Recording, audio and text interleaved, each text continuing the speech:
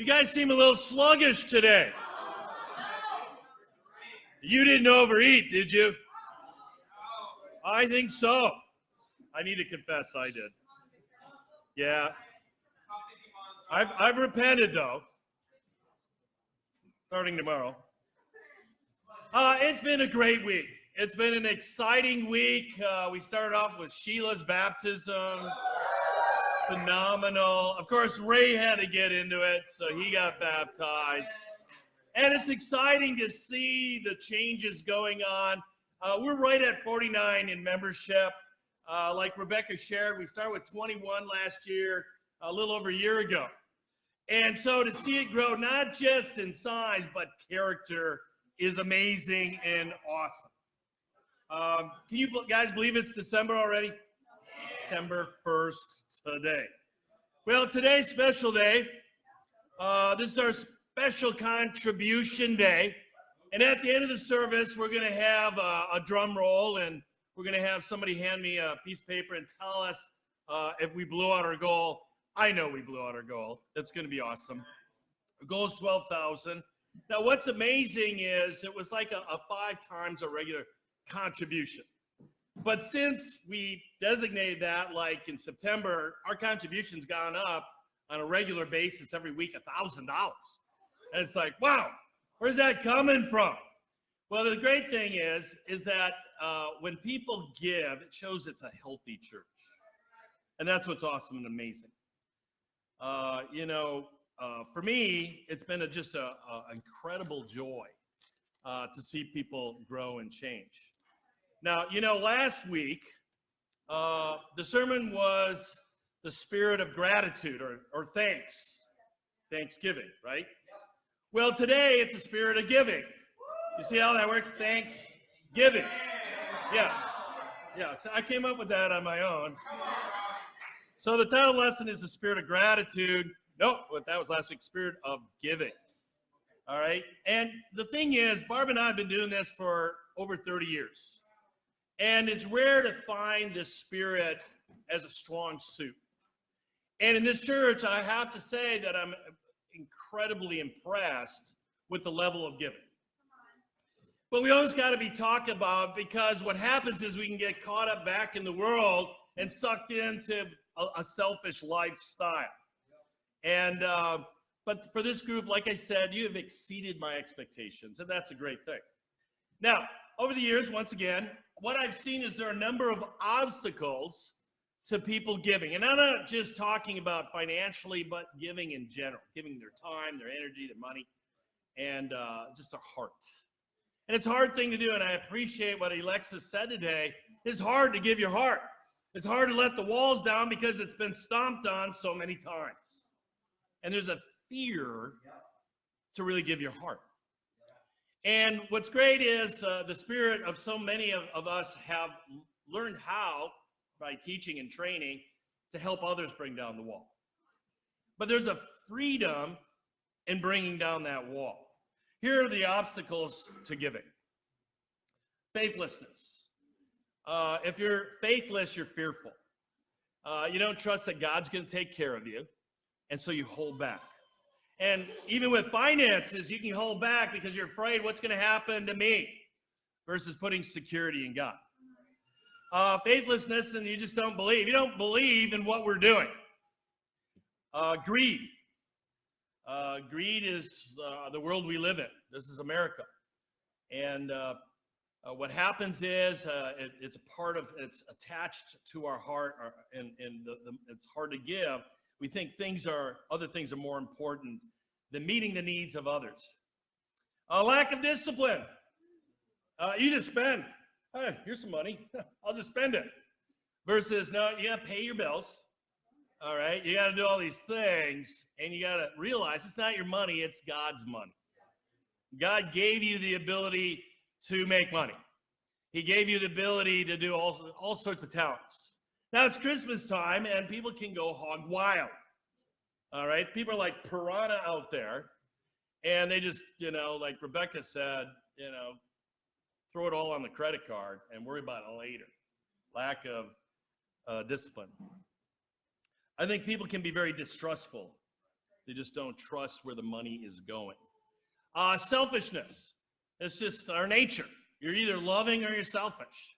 And the tendency is to look out for number one, numero uno. There he goes. I thought I'd help you out there. Numero uno. Then there's the spirit of discord. All right? You're not really with us. What are these guys all about? What are they doing? And just a lack of trust. Well, let's look at Matthew 6, chapter 6. Jesus had a lot of things to say about this. Jesus talked more about money than anybody else in the Bible. Matthew chapter 6, starting in verse 19. It's a famous passage, but we're going to really go into it. Matthew 6, verse 19. This is the Sermon on the Mount. It's his first sermon, and a lot of people look at it. Also, it's been called the Beatitudes. Matthew 6, verse 19. It says, "Do not store up for yourselves treasures on earth, where moth and rust destroy, and where thieves break in and steal.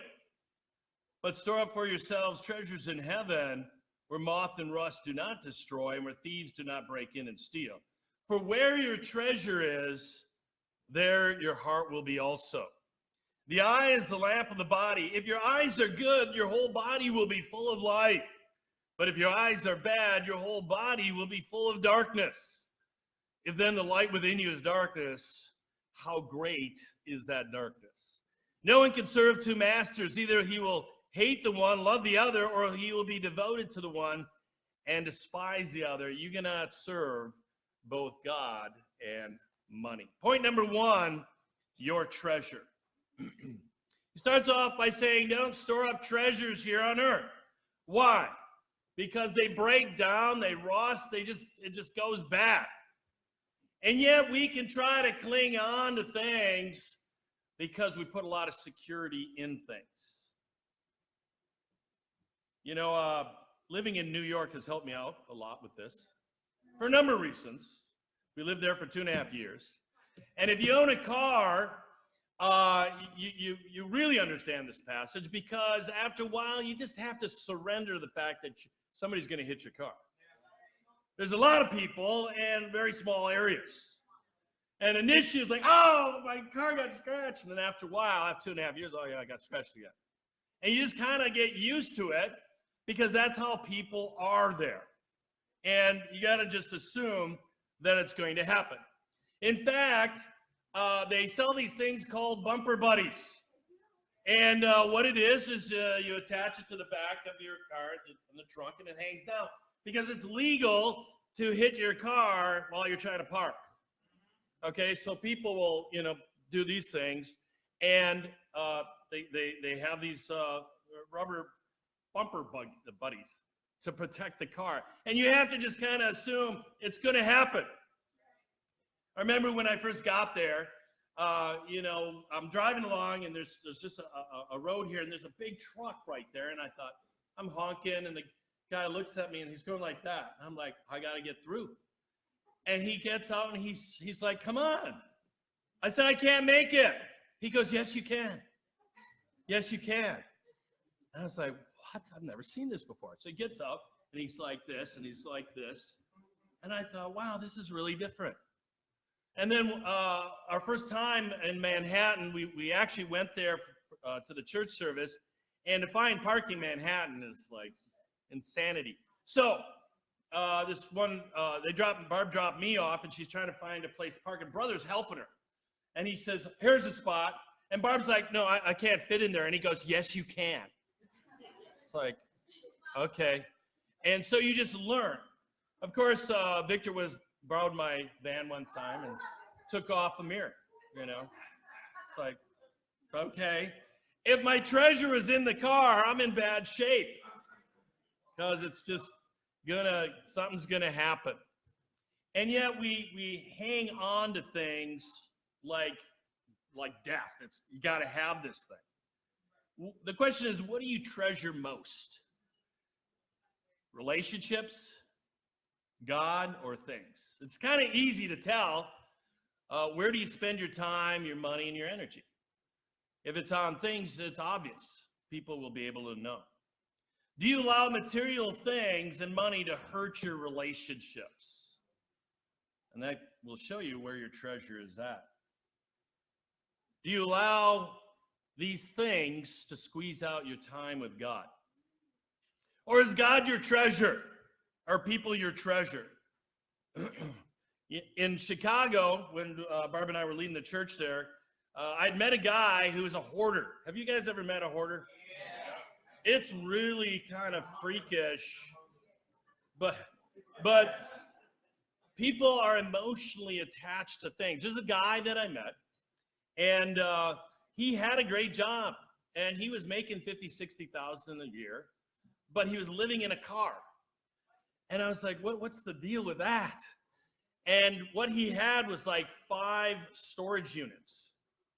And he had to pay for those. And it was the biggest one he was paying $1,200 a month on. 5 of these things. And yet he's living in his car, and in his car was packed full of stuff.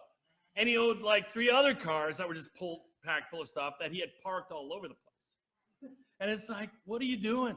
I said, do you realize you could probably own a house by now? Because he was like in his early 50s. And it's like, you could probably have bought a house by now, had it paid off. With the amount of money that you're putting into the value of these things, you know, you're every month, what are you doing? And he just couldn't let go. And then one time he called me, and he's yelling for help because he was sleeping in a parking lot in his car, and it flooded, and he was in water.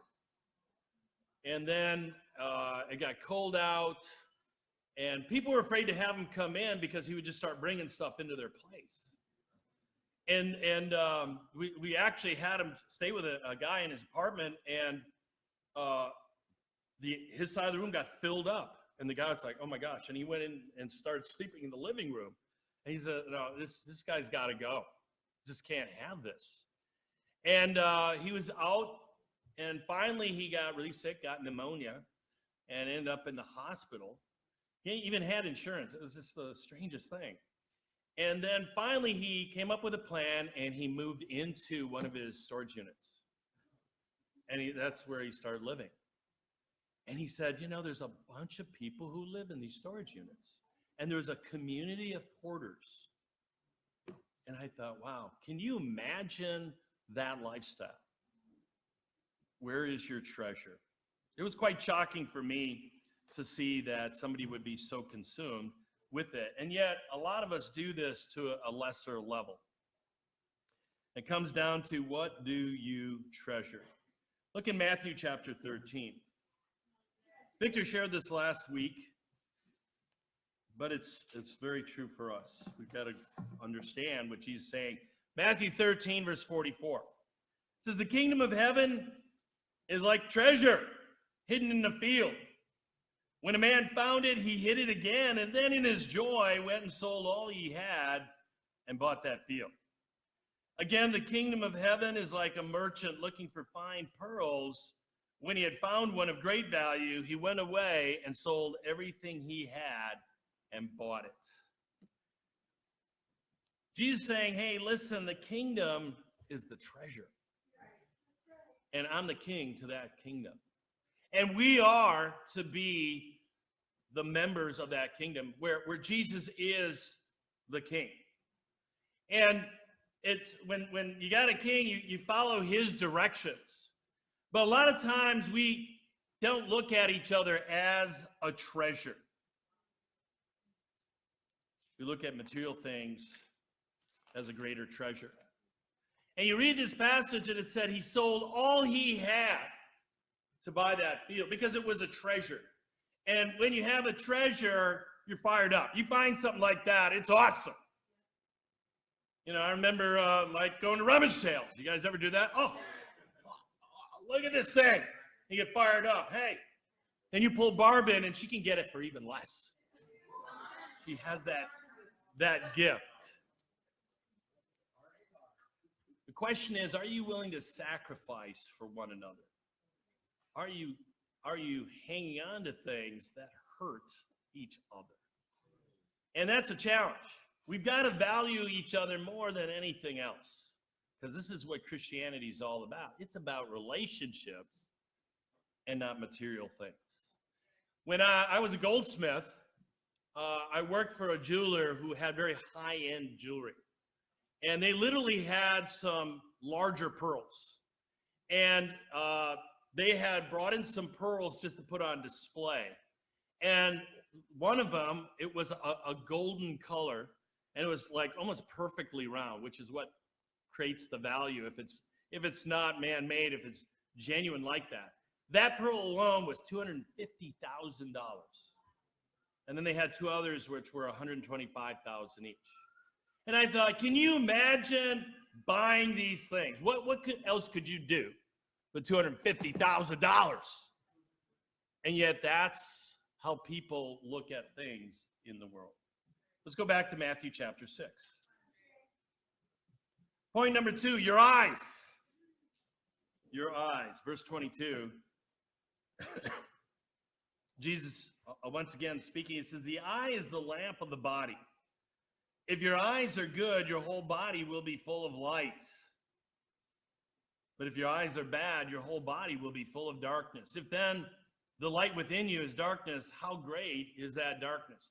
Now, the question is, why does Jesus say that sandwiched into verse 21, where your treasure is, or your heart will be also, and then at the end here, you cannot serve both God and money. Well, why is that in there? Why does he have that? He says, your eye is the lamp. Your eyes are good. What does that mean? Well, you can read and tell a lot about a person's heart by looking into their eyes. You can tell what fires them up because you can see it in their eyes. And the question is, do you show that to one another, or are you more excited about material things? Christmas time is coming, and people get kind of fired up with gifts.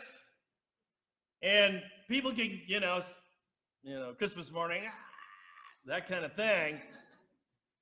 But the question is that how we feel about one another? And the tendency is to do the opposite. I remember when my daughters were little, and I was just fired up about them all the time. And, they'd come walking in, and I'd run up to them and this and that. And one time we were at a couple's place, and they discipled our marriage, and for some reason, I think it was Tracy came in, and I all fired up, ran up to her, and she says, it's interesting, do you act that way when Barb comes in the room?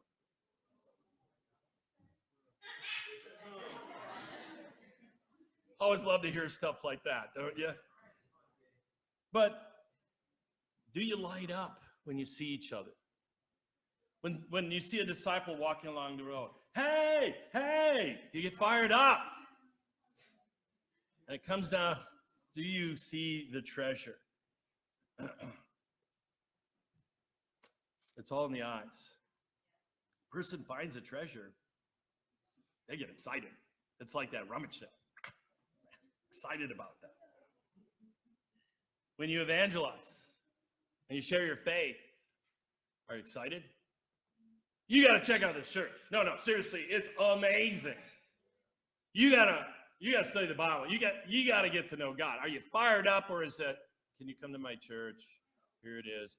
You got to share your faith. It's a command, right? Okay, Matthew 28. All right, I better share my faith. Here you go. It's like, yeah, let me join that church. It's all different depending on your spirit behind. And if you're excited about something, people know. They should know where your treasure is. And that's very challenging. Now, a lot of times it could be somebody comes walking in, and if they're in sin, you don't see the light in the eyes anymore. Okay, what's going on? I'm fine. No, you're not. No, I am. Your eyes. I see it. Screaming.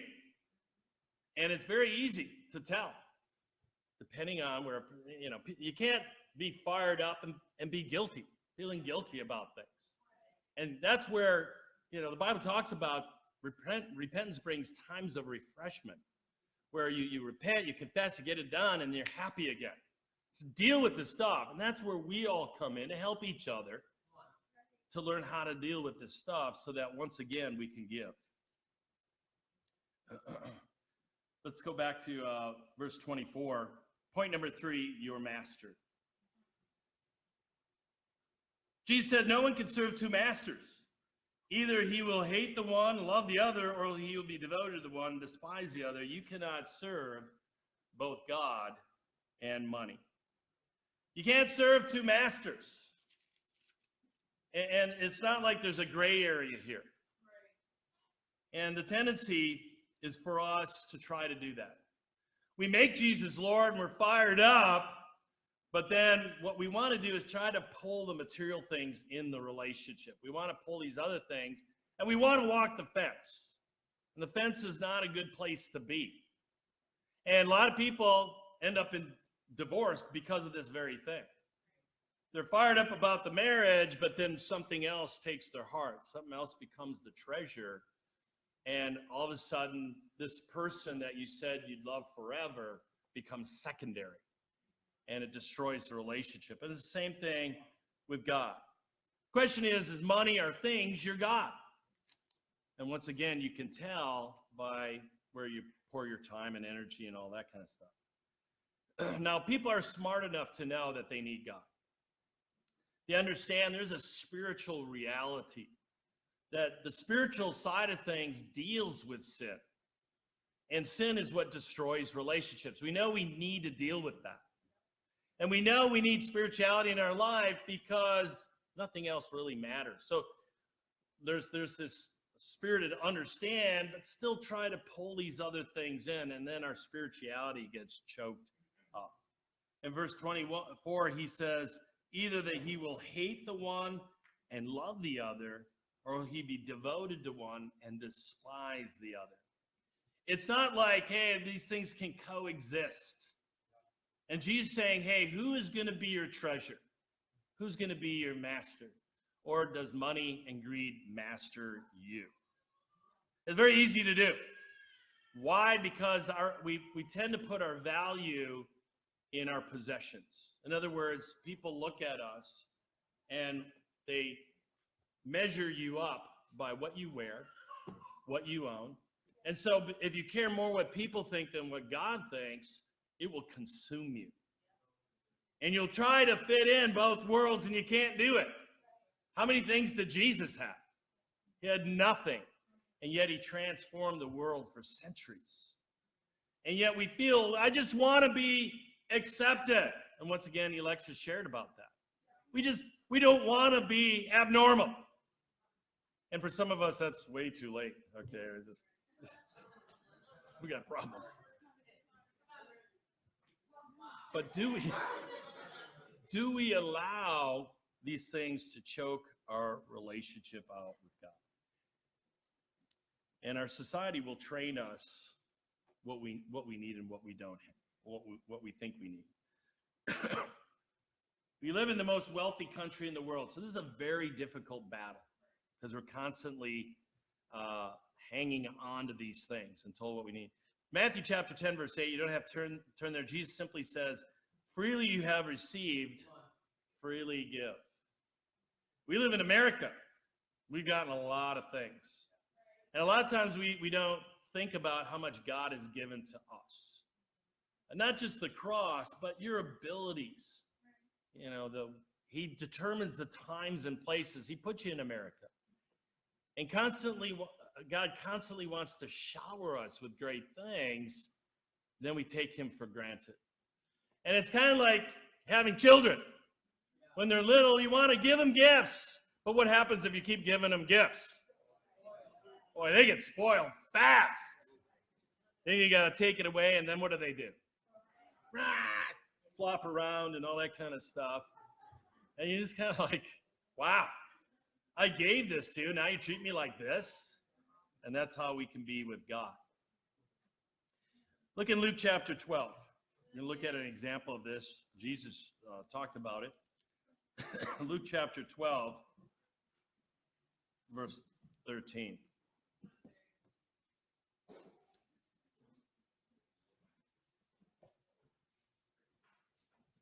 Luke 12, verse 13. So someone in the crowd said to him, "Teacher, tell my brother to divide the inheritance with me."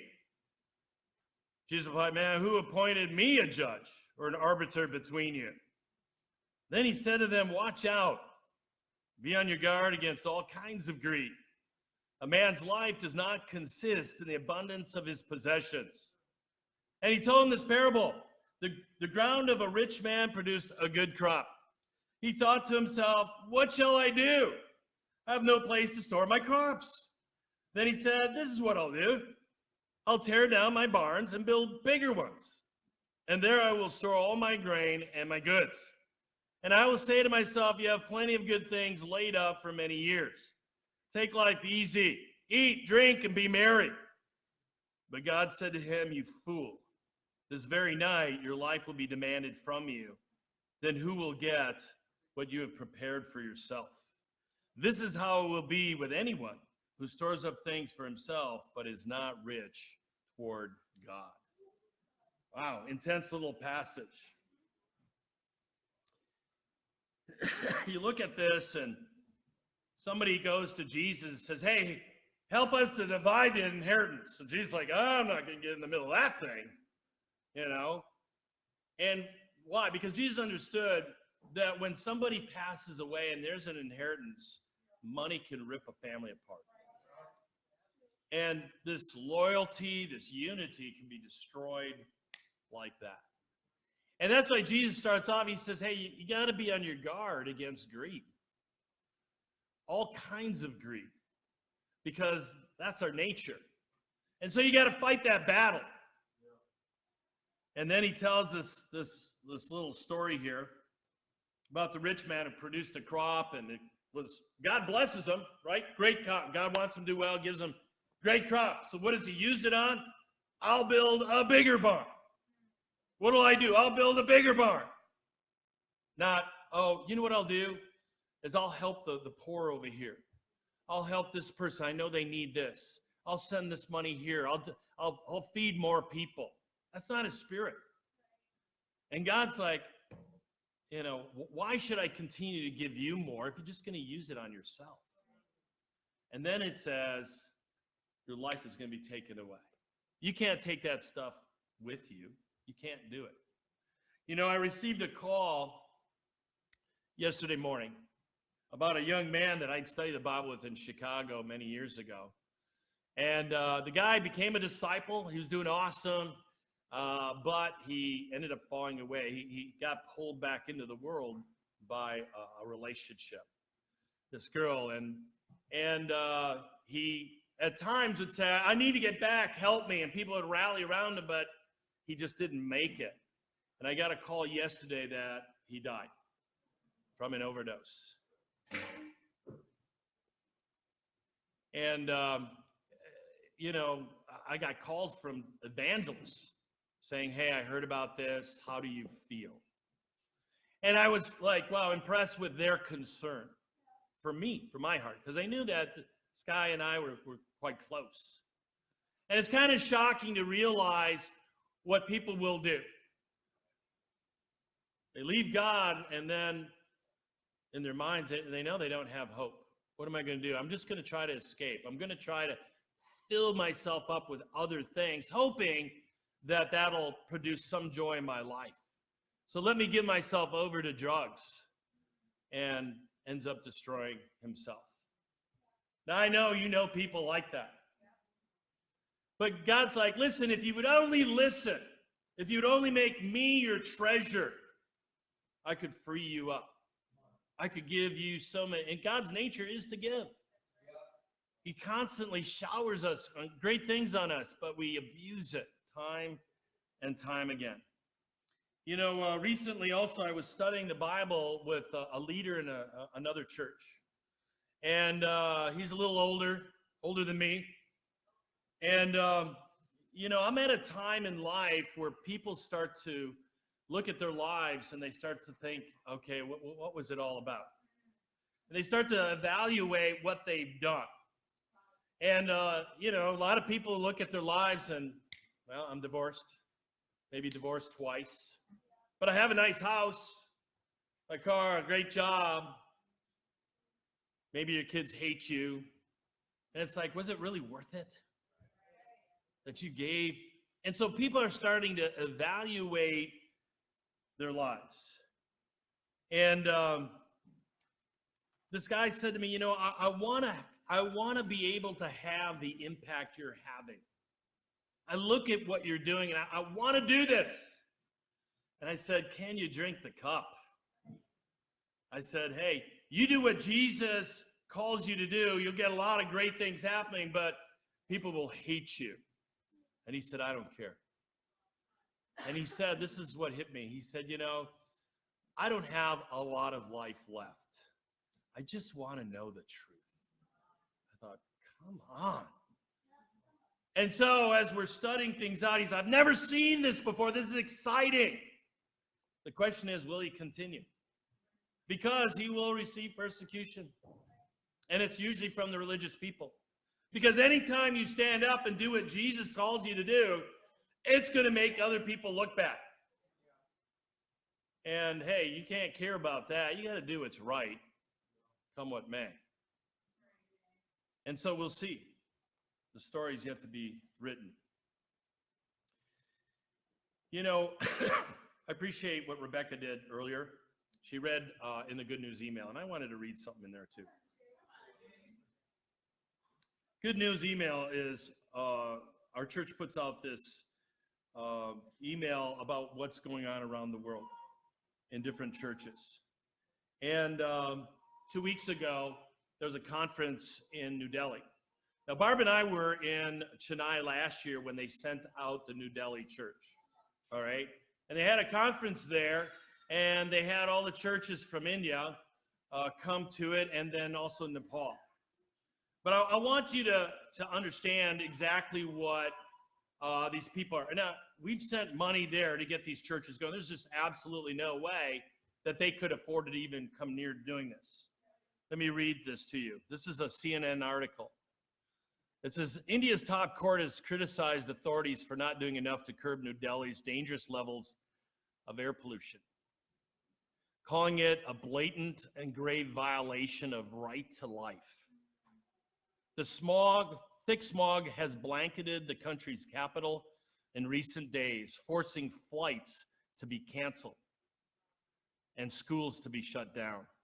New Delhi, which is home to more than 18 million people, has declared it a public health emergency, with authorities halting work at construction sites and instituting new traffic controls, limiting the number of cars on the road. The capital, which regularly tops lists of the world's most polluted cities, typically experiences heavy smog during the winter months as farmers in surrounding states burn stubble to prepare their land for the next crop. The period from mid-October to mid-November also coincides with Diwali, the Hindu festival of lights, when residents set off firecrackers as part of their celebration. On Wednesday, November 6th, the air quality or pollution index in New Delhi had risen to an astounding level of 762. 0 to 50 is considered good. And so, in essence, what ended up happening is that they were told, hey, you got to be careful coming here. If you want to come, from any of these countries, you got to wear a mask. And if you look at a lot of the Good News email, they're wearing masks because it's so polluted there. And if you go there, it's quite shocking because there's just garbage everywhere. There's death everywhere and disease, a lot of disease, open sewers. And, we visited a leprosy colony last year. There was another one this year and that they went to. And there's a 24-year-old girl in there who had leprosy. And it's totally curable. I think it's like $150. But they can't afford to do this. And so what we have done is we've planted churches in these areas to rescue the people. And you got to realize you got 1.3 billion people. So at the conference, that Sunday morning, they had 32 baptisms, which is pretty amazing. All right, and here's why. It's a Hindu country. You can get tortured for sharing your faith. To have that many conversions in such a small church is quite amazing. But the other churches had conversions also. They had 3 from Kathmandu, Nepal, 4 baptisms from Bangalore, India, 11 from New Delhi, India, 14 from Chennai. All right. Now, like I said, New Delhi was just planted last year. And the church has also planted 12 churches around the world. That's an expensive thing. All right. They have told us, because we just were planted last year, they said, don't send any money. Just take care of yourself. Raise special contribution, but get on your feet, get things going, and then you can help us. Appreciate that spirit. And everything in me wants to say, oh, we got to send something to help this thing out. All right, so just to give you an idea how fast this thing is growing, New Delhi now has 145 disciples.